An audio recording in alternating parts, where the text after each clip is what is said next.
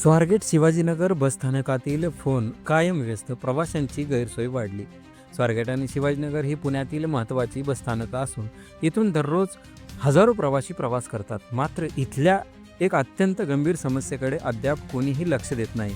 इथले landline phone कायम व्यस्त असतात आणि जर लागलेच तर कोणी उचलत नाही. त्यामुळे प्रवाशांना चौकशी किंवा इतर तक्रारी करायची असेल तर प्रत्यक्ष बसस्थानकात जाण्याशिवाय पर्यायच राहत नाही. एस.टी. प्रशासनाकडून वारंवार सुविधा वाढवण्याचे दावे केले जातात, पण प्रत्यक्षात फोनसारख्या मूलभूत सुविधेचा वापरच करता येत नसेल तर त्या दाव्याचा काही अर्थ राहतो का? पुण्यातील 14 एस.टी. आगारांपैकी स्वारगेट आणि शिवाजीनगर या दोन ठिकाणी सर्वाधिक प्रवाशांची वर्दळ असते.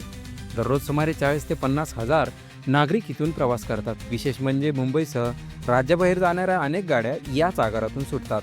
मात्र चौकशीसाठी केलेले कॉल कर्मचारी जाणून बुजून उचलत नाहीत, असा आरोप कर्मचाऱ्यांच्याच एका सहकार्याने नाव न सांगण्याच्या अटीवरून केला आहे.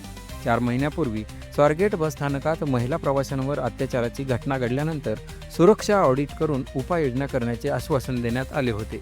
त्यानंतर काही सुधारणा झाल्यास सांगितलं गेलं, पण फोन उचलण्यासारख्या सर्वसामान्य आणि आवश्यक प्रश्न अजूनही तसाच आहे.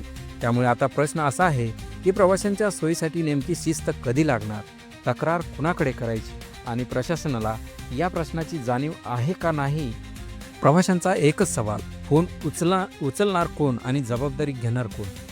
संपूर्ण अपडेटसाठी पाहत राहा MSRTC मराठी. धन्यवाद.